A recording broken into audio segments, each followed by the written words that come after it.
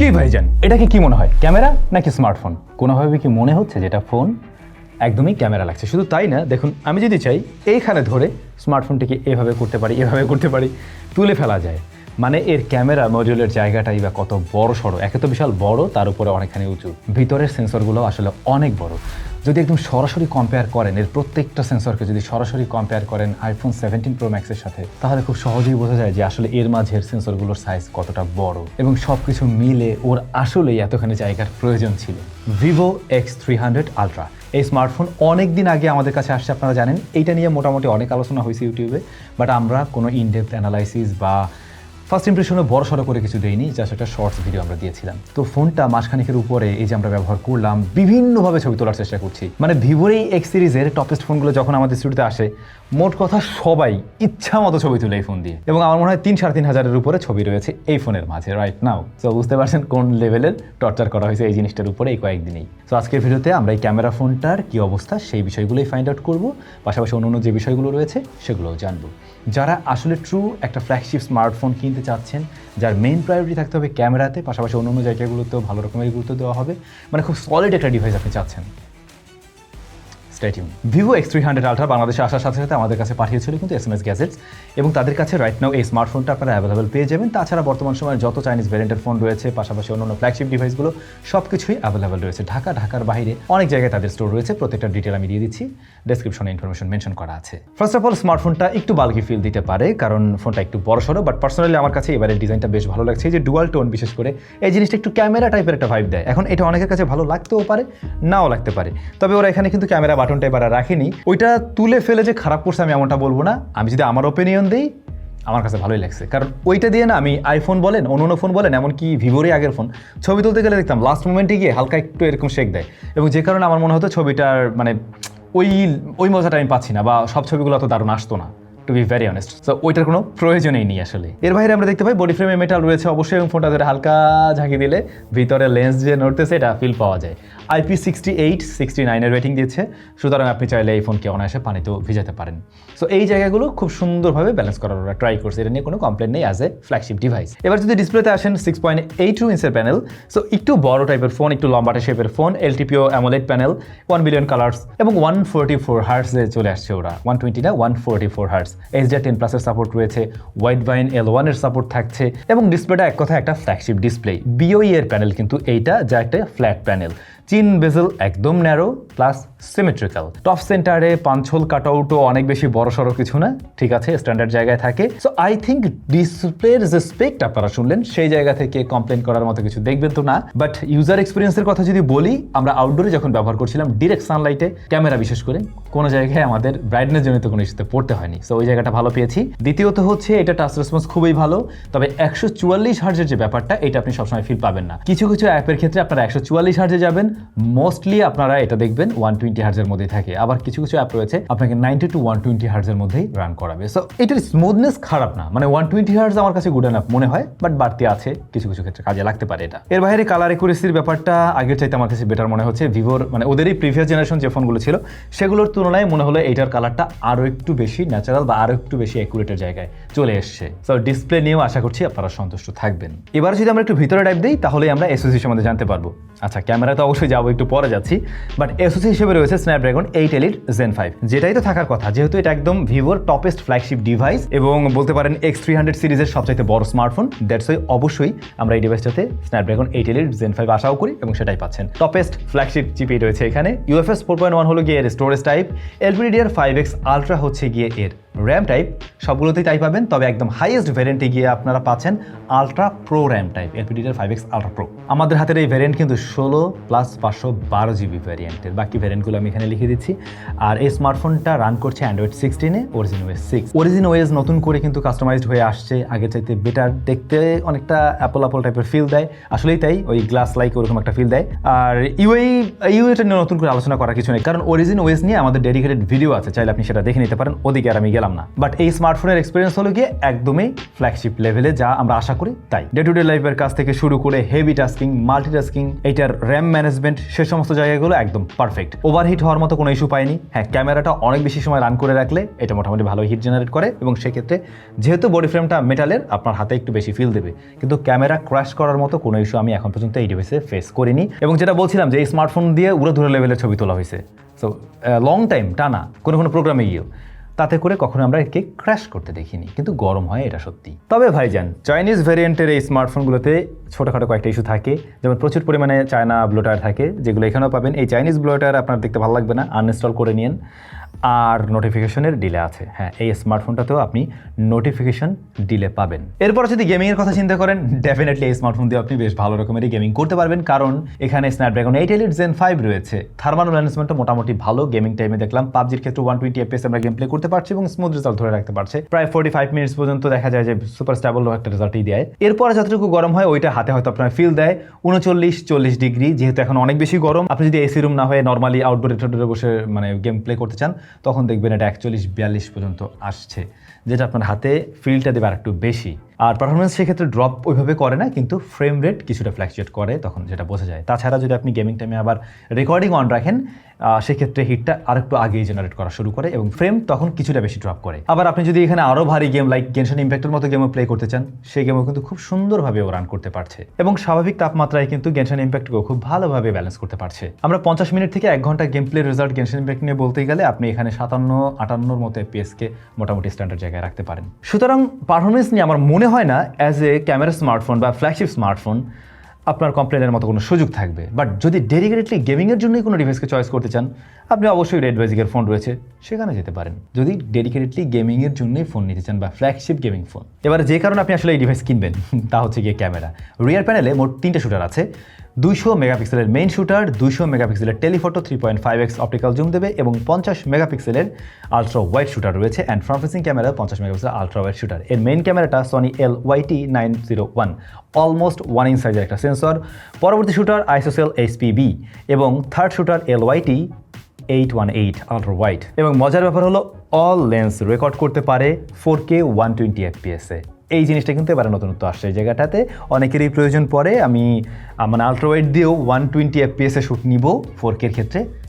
Yup, আপনার ডিভাইসের কাজটা করতে পারছে। এমনকি আপনি ওই সিমিলার সেটিংসে চাইলে জুম ইন জুম আউট করতে পারছেন। ক্যামেরা নিয়ে বলতে গেলে ভাই এটা ক্যামেরার জন্য সেটা স্মার্টফোন বলা যেতে পারে। আমি যদি এখানে এইটার পাশাপাশি আরও 2-3টা ফোন নিয়ে আসি, like Samsung Galaxy S26 Ultra, iPhone 17 Pro Max, সেগুলোর সাইড বাই সাইড ছবি রয়েছে এই মুহূর্তে।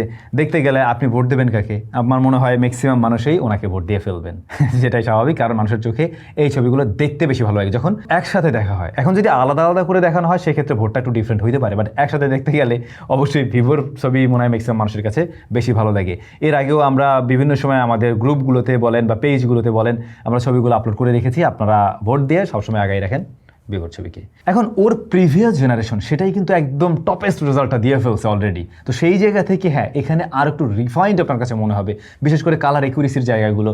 কালার একুরেসি বলতে ভিভোর নিজস্ব কালার সায়েন্স কিন্তু আছে এবং সেটা ওরা অ্যাপ্লাই করে, যে কারণে দেখতেও ভালো লাগে। বাট স্টিল আপনি ওভার স্যাচুরেশন, ওভার কন্ট্রাস্ট বা কালারটা অন্যদিকে শিফট করে এ জাতীয় প্রবলেম পাবেন না, বরং অনেকটাই নিউট্রাল জায়গায় রাখার ট্রাই করে, কিন্তু একটু পপড আপ করে প্রেজেন্ট করে আর কি, এই হচ্ছে বিষয়। তবে আমি যে জায়গাটাতে বেশি মজা পেয়েছি এর মেইন ক্যামেরায়, সেটা হচ্ছে ন্যাচারাল ডেপথ। বিশাল বড় সেন্সর হওয়ার কারণে আপনি ন্যাচারাল একটা ডেপথেই পাবেন, যেটা আসলে কিন্তু মানে দেখা যায় স্মার্টফোন ক্যামেরার ক্ষেত্রে খুবই রেয়ার কেস। বাট এই স্মার্টফোনটা আপনাকে একটা ন্যাচারাল ডেপথ বেশ ভালো রকমেরই দিতে পারবে। কন্ট্রাস্ট লেভেলটা খুবই ব্যালেন্স ছিল এই ডিভাইসের, যে বিষয়টাও আপনার চোখে বাঁধবে আই এম প্রিটি শিওর। তবে ছবিগুলোতে শার্পনেস, ডিটেল খুবই ভালো, ডাইনামিক রেঞ্জ সুপার ওয়াইড বলা যায়। বাট হ্যাঁ, এই স্মার্টফোনটা যখন একদম ফার্স্টের দিকে আমাদের কাছে আছে, তখন আমরা কিছু ইস্যু ফেস করছিলাম, সেটা হচ্ছে গিয়ে এক্সপোজার কন্ট্রোলে। এটা সবসময় না, সামটাইমস আপনি দেখবেন যে এক্সপোজার কন্ট্রোল করতে গিয়ে একটু প্যারা খাচ্ছে। আবার শুরুর দিকে ডাইনামিক রেঞ্জটাতে আমি ওই লেভেলের মজাটা পাইনি, কিন্তু এই স্মার্টফোনের রেজাল্ট এখন আমার কাছে আগের চাইতেও বেটার মনে হচ্ছে। এখন ম্যাক্সিমাম ক্লিকেই বেস্ট আউটপুট আপনি বের করতে পারবেন। তবে আপনারা যদি Galaxy S26 Ultra, iPhone 17 Pro Max এবং ওকে সাইড বাই সাইড কম্পেয়ার করেন, তখন দেখা যায় কি ওর ছবিটা সব দিক থেকে একটু ভাইব্রেন্ট লাগছে, দেখতে আই প্লিজিং লাগছে। আবার কিছু কিছু জায়গায় আইফোনের টেক্সচারটা একটু বেশি মনে হচ্ছে। আবার স্যামসাংয়ের কিছু ছবি তো ভালো দিচ্ছে, কালার টোনও সুন্দর লাগছে অনেকগুলোতে, বাট কিছু ছবির ক্ষেত্রে একটু ফ্যাকাশে একটা ব্যাপার আমরা লক্ষ্য করছিলাম। এখন এই যে ওইগুলোতে একটু মানে কনসিস্টেন্সির ব্যাপারটা সবসময় একরকম না, সেই জায়গায় ম্যাক্সিমাম সময় ও এগিয়ে থাকে। এবং আমাদের বিবেচনায় বা বলতে পারেন যে আমাদের পরীক্ষা নিরীক্ষায় মেইন ক্যামেরায় ও আসলে ম্যাক্সিমাম জায়গায় এগিয়ে থাকে। এটা ঘটা করে বলার মতো আর এখন কিছু নেই, এটা অলরেডি আরও 2 বছর ধরে অলরেডি প্রুভড হয়ে আছে, রাইট? আপনারা খুব ভালো করেই জানেন। বাট আপনাদের কাছে কি মনে হয় সেটা অবশ্যই আপনারা কমেন্ট করে জানাতে পারেন। এরপর আরেকটা বিষয় নিয়ে বলতে গেলে আপনারা অনেকেই বলবেন আমি কি বায়াসড নাকি। আমি নিজে ব্যবহার করি iPhone 17 Pro Max, অন্যদিকে S26 Ultra। এটা কিন্তু আমি ব্যবহার করি না, বাট আমি তাও স্বীকার করতেছি এই মুহূর্তে দাঁড়িয়ে পোর্ট্রেটের জন্য সবচাইতে বেস্ট স্মার্টফোন এইটা। পোর্ট্রেটে এর চাইতে ভালো ছবি মনে হয় কেউ দিতে পারবে না।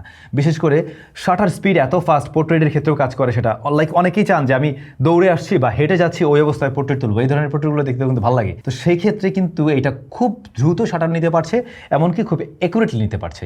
এবং এই মুভিং সাবজেক্টের আপনি যখন ছবি তুলছেন ওর এজ ডিটেকশন বেস্ট লেভেলে গিয়ে হিট করতেছে, সেটা চুল এরিয়া হোক, কর্নার এরিয়া হোক, সব জায়গাগুলো খুব সুন্দর করে ক্যালকুলেশন করতে পারে।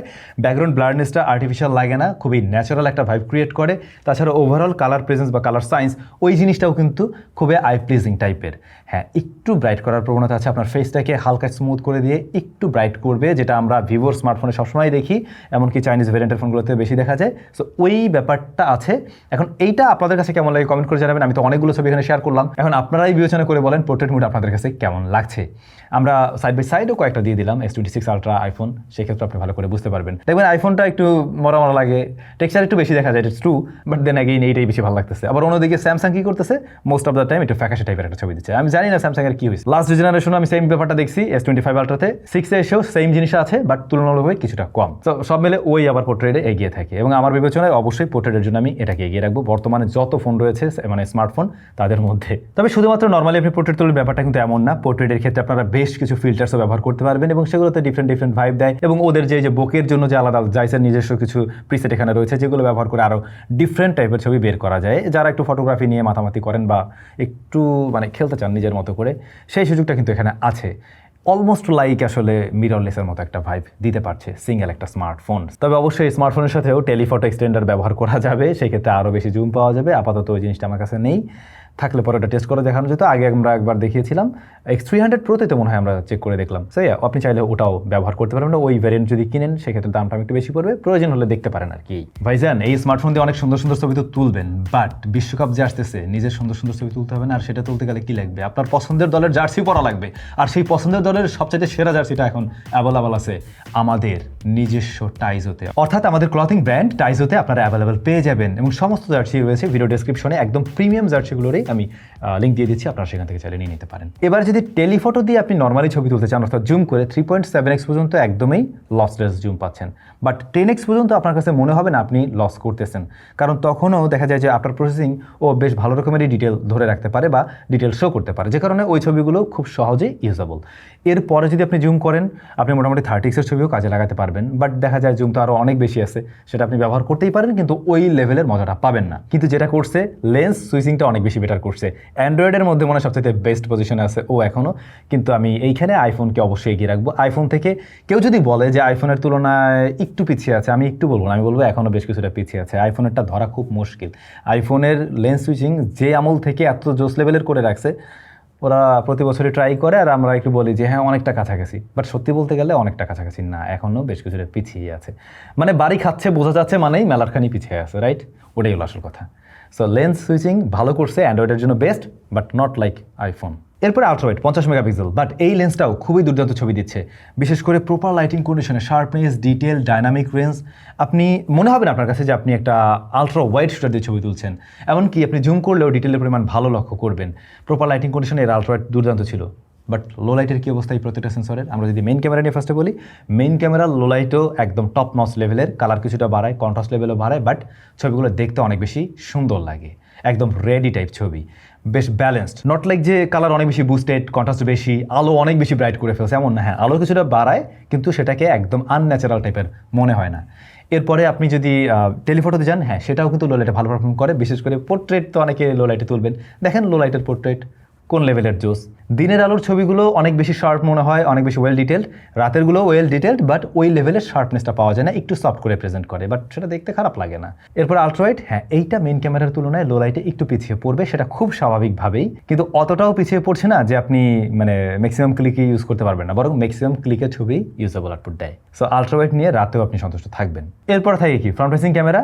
এক কথায় বলতে গেলে এটা সেলফি লাভারদের একেবারে পছন্দসই একটা ছবি তো অবশ্যই দেবে, পাশাপাশি এটাতে ভালো রকমের ডিটেল পাওয়া যায়, একদম আনন্যাচারাল টোন লক্ষণীয় নয়, তবে ফর্সা করবে, হ্যাঁ এটুকু শিওর থাকেন। আউটডোরে শার্পনেস ডিটেল অনেক বেশি ভালো থাকে, ইনডোরে এরকম লাইটিং কন্ডিশনও যথেষ্ট ভালো আউটপুটই দিতে পারে। মানে ফ্রন্ট ফেসিং ক্যামেরার জন্য আপনি একদম টপেস্ট ফোন হিসেবেই ধরতে পারেন। আর ভিডিওর ক্ষেত্রেও ভিভো বেশ ভালো কাজ করছে, বলা যায় যে স্যামসাং বা অন্য ডিভাইসগুলো যেভাবে মানে ভিডিও নিয়ে ভাবছে, আমার মনে হয় ওরা তার চাইতে একটু বেটার ওয়েতে ভাবছে। কালারের একিউরেসি প্লাস হচ্ছে গিয়ে লেন্স সুইচিংয়ের ব্যাপারটা তো বললামই, তাছাড়া এক্সপোজার কন্ট্রোল, এই সমস্ত জায়গাগুলোতে খুব ভালো করছে। আবার ওরা যে এখানে ওয়াইএসটা ব্যবহার করছে, এই ওয়াইএসটা মানে ওরা তো ক্লেম করে গিম্বেল লেভেলের, অবশ্যই গিম্বেল লেভেলের হবে না, বাট অনেকটা ভালো, অনেক ভালো, অনেক ফোনের ওয়াইএস এর তুলনায় এটা রেজাল্ট ভালো। আপনি উইদাউট গিম্বল এই ফোন দিয়ে শ্যুট করে খুব সহজেই কাজে লাগাতে পারবেন, ওই লেভেলের স্ট্যাবিলিটি পাবেন। সো স্ট্যাবিলিটি নিয়েও চিন্তা করার কারণ নেই। ভিডিওর ক্ষেত্রে যে বিষয়টা আপনাদের ভালো লাগবে সেটা হচ্ছে ন্যাচারাল বোকে, অর্থাৎ এটার যে সেন্সর বড়, প্লাস এটাতে টেলিফটো রয়েছে, আপনি যখন টেলিফটো দিয়েও ভিডিও রেকর্ড করছেন, ন্যাচারাল যে বোকেটা না, ওইটা কিন্তু আপনার খুব ভালো লাগবে, কারণ ওই জিনিসটা স্মার্টফোনের মতো ভাইব দেয় না, বরং ক্যামেরার মতো একটা ভাইব ক্রিয়েট করে। সো এই বিষয়টাও কিন্তু দেখার একটা বিষয়, এই জায়গায় সে ভিডিওতে বেশ ভালো করছে, এটা আমি বলবো। আর এটা হচ্ছে ফ্রন্ট ফেসিং ক্যামেরার ভিডিও স্যাম্পল, যেখানে আমরা 4K 60 fps right now record করছি, যথেষ্ট স্মুথ। আমি যদি হার্শ লাইটটাকে একটু পিছনে রাখি, তাও দেখেন আমার ফেসকে ভালো প্রায়োরিটি দিচ্ছে, প্লাস উপরের হার্শ লাইটটাও বেশ ভালোভাবেই সে ব্যালেন্স করার ট্রাই করছে। আর একটু যদি ঘুরাই এদিকে, নট ব্যাড। সো আপনি যদি এই স্মার্টফোনটা দিয়ে খুব সহজে ব্লগিং করার চিন্তা করেন, হ্যাঁ সেই কাজটা ইজিলি করতে পারবেন। তো এরপরে একটা জিনিস মিসিং থেকে গেছে, সেটা হচ্ছে ম্যাক্রো শুটার। না, আলাদা করে কোনো ম্যাক্রো শুটার তো এখানে দেয়নি, কিন্তু এটা দিয়ে যে লেভেলের ম্যাক্রো আপনি তুলতে পারবেন সেটা অনেক ফোনেই রয়েছে, যেখানে ম্যাক্রো শুটারের জন্য ডেডিকেটেড সেন্সর আছে, বাট কাজের না। এটাতে টেলিফটো ম্যাক্রো আপনি ব্যবহার করতে পারবেন, এবং বরং এই টেলিফটো ম্যাক্রোই আরও বেশি সুন্দর লাগে এবং সেগুলো আরও বেশি প্রেজেন্টেবল মনে হয়, আর অতিরিক্ত আলোরও প্রয়োজন পড়ে না, যেহেতু টেলিফটো দিয়ে কাজটা করতেছে। সো ম্যাক্রো ফটোগ্রাফের জন্য one of the best device, সেটাও মাথায় রাখতে পারেন। সব মিলে ক্যামেরা ফোন হিসাবে বর্তমানে যে সমস্ত ফোন রয়েছে, আমি ভাই সবচাইতে টপের দিকেই রাখবো এই ডিভাইসকে। এখন দেখা যায় যে ওই ডিএক্সও মার্ক, আরও অনেক বিষয়, আইফোন লাভার, স্যামসাং লাভার, তারা আলাদা আলাদা মতামত দিতেই পারে, বাট আমি তো পার্সোনালি আসলে নিজে হচ্ছে গিয়ে Samsung S26 user, ultra user, iPhone 17 Pro Max user. আইফোনটা দিয়ে আমার ছবি তোলা হয় না, আমি ছবি তুলে এটা দিয়ে তুলি, কিন্তু এই যে এই ফোন আসার পর এটা দিয়েই তুলি। আমার মনে হয় ক্যামেরার জন্য এই স্মার্টফোনকে অনায়াসে চয়েস লিস্টে রাখা যেতে পারে, মানে সে এদিক ওদিক করার কোনো মানেই হয় না। এই যে আমি যে কথা বলতেছি এটাও মনে হয় হুদাই বলতেছি আর কি। বাট একটা ব্যাপার আমি বলি, আমার পরিচিত অনেকেই ভিভোর এই ধরনের ফোন ব্যবহার করছে। আজকেও আমার মানে আমি যখন রেকর্ড করছি, আজকেও আমার পরিচিত এক ব্যক্তি তার ভিভো X200টা বোধহয় বিক্রি করে, আলট্রা বোধহয় বিক্রি করে দিল। এর পিছনে কারণ হলো উনি আগে ব্যবহার করতো স্যামসাং গ্যালাক্সি S23 আলট্রা। হ্যাঁ, সো উনি যেটা বললেন যে ওনার অভিজ্ঞতা এই স্মার্টফোনের সব কিছু মিলে যে একটা ফ্ল্যাগশিপের যে মজা, সেই জিনিসটা যেমন উনি এই ফোনে পাচ্ছে, আইফোনে পাচ্ছে, ওই জিনিসটা কিন্তু এখানে পায়নি। ক্যামেরা নিয়ে উনি একটু রিগ্রেট করেন, ক্যামেরা নিয়ে উনি খুবই সন্তুষ্ট, বাট একটা ফ্ল্যাগশিপ ফোনের আরও তো বেশ কিছু জায়গা আছে যেগুলো আমরা নর্মালি এখন ব্যবহার করতে গেলে আপনার বের করা খুব মুশকিল হয়ে যায়। বাট ডে টু ডে লাইফে আপনি যখন ব্যবহার করছেন, আপনি ইউজ টু ছিলেন ওই যে One UI-এ, আপনি যখন এটাতে আসছেন, মানে ওনার কথা যদি আমি বলি, সেই জায়গা থেকে উনি নাকি ওই লেভেলের মজা পাচ্ছে না। যেমন AI-এর ফিচারগুলোতে যেমন খুব মজা দিতে পারে ও, মানে আপনার ডেইলি লাইফটাকে অনেক বেশি সহজ করে দিচ্ছে, সব কিছু খুব স্মুথলি হ্যান্ডেল করা যাচ্ছে। স্মুথলি হ্যান্ডেল করা যাচ্ছে মানে এই না যে এটাতে ল্যাগ ট্যাগ দেবে, ব্যাপারটা ওরকম না। ব্যাপারটা হচ্ছে আপনার ডে টু ডে লাইফের টাস্কগুলোকে আরও বেশি সহজ করে দেয়, মানে ফোনটা আপনাকে বুঝতে পারছে। এই সমস্ত বিষয়ে তার ফোনটা নাকি ওই লেভেলে মজা দিতে পারেনি। এখন আমার যেটা মনে হয়, স্যামসাংয়ের এই ফোন বলেন অথবা আইফোন বলেন, এগুলো যেমন ট্রু ফ্ল্যাগশিপের যে মজাটা দিচ্ছে, ভিভোর এই ফোন ক্যামেরা অনেক বেশি ভালো করলেও ওই লেভেলে গিয়ে না মজাটা দিতে পারছে না, UI প্লাস এই যে চাইনিজ ভ্যারিয়েন্ট, এরকম কিছু বিষয়ের কারণে। এই বিষয়গুলো আস্তে আস্তে ঠিক করা অবশ্যই সম্ভব, এটা ফিক্স করার বিষয় না। বিষয়টা হচ্ছে ওদেরকেও বুঝতে হবে যে আসলে ইউজার যারা অন্য ফোনের ইউজার লাইক স্যামসাং আবার আইফোন, সেগুলো কী ধরনের মজা দেয়, লং টার্মে গিয়ে কী মজা দিচ্ছে, আমি সেই জায়গায় কোথায় একটু পিছিয়ে আছি। এটা আমি আপনাকে ক্লিয়ারলি ভেবে বলতেও পারছি না, বাট আই থিঙ্ক আপনাকে আমি বোঝাতে সক্ষম হচ্ছি। সো ওই জায়গাগুলোতে যদি ফ্ল্যাগশিপ ভাইবটা নিয়ে আসতে পারে, তাহলেই খেলা জমে যায়। বাট ক্যামেরা নিয়ে বলতে গেলে ভাই নিয়ে নেন। ব্যাটারি 6600 mAh, এটা অ্যাজ এ ফ্ল্যাগশিপ স্ট্যান্ডার্ড। এরপরে 100 ওয়াটের চার্জার, অবশ্যই স্ট্যান্ডার্ড বা তার চাইতেও উপরে বলা যেতে পারে। 40 ওয়াটের ওয়্যারলেস চার্জিং সাপোর্ট নেই, সেই জায়গায়ও কমতি নেই। ব্যাটারি ব্যাকআপ আপনারা ধরে নিতে পারেন 8.5 ঘন্টা 8 ঘন্টা এরকম পাবেন যারা normal user, but heavy user আমাদের মতো ইউজ করতে গেলে কম পাবেন। টানা যদি ভিডিও শ্যুট করতে থাকেন তখন দেখবেন ফোনও হিট জেনারেট করতেছে, আবার হচ্ছে গিয়ে ব্যাটারিও বেশি বার্ন করছে, তো সেই ক্ষেত্রে আরও কিছুটা কম পাবেন। ওয়াইফাই 7 সাপোর্টেড, NFC, সো এই জায়গাগুলো ঠিক আছে। আমাদের স্টুডিওতে আমরা ওয়াইফাই 7 ব্যবহার করি, আমি ওটা দিয়ে এটা ইউজ করে দেখছি, খুব সুন্দরভাবে এটা কাজ করছে। এবং ওয়াইফাই 7-এর মজা একটু বেশি ভাই, ওইটা নিয়ে না হয় আরেকদিন আলোচনা হবে। ওয়াইফাই 7-এ অনেক স্পেশালিটি আছে, অবশ্যই রেগুলার ওয়াইফাইয়ের তুলনায় আমরা আরও বেটার কিছু দেখতে পাই। সো আপনার ফোনটা কিন্তু ফিচার প্রুফ সেই জায়গা থেকে। এরপরে স্পিকার কোয়ালিটি খুবই ভালো, যথেষ্ট লাউড অ্যান্ড ক্লিয়ার সাউন্ড দেয় এবং সাউন্ডের ডেপথও ভালো আছে। আমি কোনো ধরনের ডিস্টরশন বা সাউন্ডে মানে কোনো ধরনের কমতি আমার কাছে মনে হয়নি ফ্ল্যাগশিপ স্মার্টফোন হিসাবে। এটার হ্যাপটিক ফিডব্যাক একদম দুর্দান্ত লেভেলের, খুবই tight and strong. Okay, fingerprint scanner অবশ্যই আল্ট্রাসনিক, পজিশনও ঠিকঠাক and super fast. Call quality ভালো, নেটওয়ার্ক রিসেপশনের সমস্যা নেই, নোটিফিকেশনে ডিলে আছে। এই ছিল Vivo X300 ultra. Vivo X300 আলট্রার বর্তমান দাম রয়েছে 1,32,000 টাকা। ফ্ল্যাগশিপ স্মার্টফোন দাম এমন হয়, এটা আমরা জানি, কমলে তো অবশ্যই ভালো। ক্যামেরা স্মার্টফোন যদি এরকম প্রাইসে কেনার ইচ্ছা থাকে, আমি ক্যামেরার জন্যই কিনবো ডেডিকেটলি, দেন আপনি অবশ্যই এটা নিতে পারেন। আর হচ্ছে গিয়ে পারফরমেন্সের জায়গায় ডেফিনেটলি কমতি নাই, ওই জায়গাগুলো সব কিছু ঠিকঠাকভাবে দিচ্ছে, মানে প্যাকেজটা খুবই দুর্দান্ত। জাস্ট ইউআইয়ের যে বিষয়, আপনি যদি আসলে এর আগে স্যামসাং ব্যবহার করে থাকেন ফ্ল্যাগশিপ ফোন অথবা আইফোন, সেক্ষেত্রে আপনার ইউজার এক্সপিরিয়েন্স একটু ডিফারেন্ট হতে পারে, যেটা নিয়ে আমি একটু আগে বলছিলাম। খুব ক্লিয়ার করে বলতে পারিনি, বাট আই থিঙ্ক আপনি বুঝতে পারছেন। আপনাদের কাছে এই ফোনটা কেমন লাগছে অবশ্যই কমেন্ট করে জানাবেন। এই আর কি, আমার কাছেও খুব ভালো লাগছে, আমার কাছে আরও অনেকদিন থাকবে, কারণ ক্যামেরা ফোনে জাস্ট ক্যামেরা হিসেবে আমি এটাকে ব্যবহার করবো, এই কারণেই। দ্যাটস ইট, সবাই ভালো থাকুন, সুস্থ থাকুন, ঈদ মোবারক।